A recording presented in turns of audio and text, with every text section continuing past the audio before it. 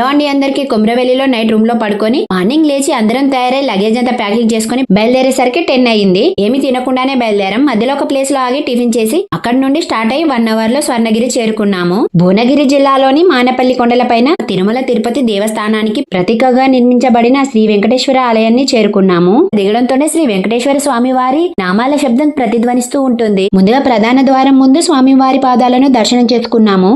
తర్వాత మెట్ల ద్వారా పైకి వెళ్ళాము. అక్కడ విమాన వెంకటేశ్వర స్వామి దర్శనం ఇస్తారు. వెంకటేశ్వర స్వామి వారి దర్శనానికి ముందు ఆ పద్మనాభ స్వామి నారాయణమూర్తి రూపం దర్శనమిస్తారు. తర్వాత వెంకటేశ్వర స్వామిని ఉత్తర ద్వార దర్శనం చేసుకున్నాము.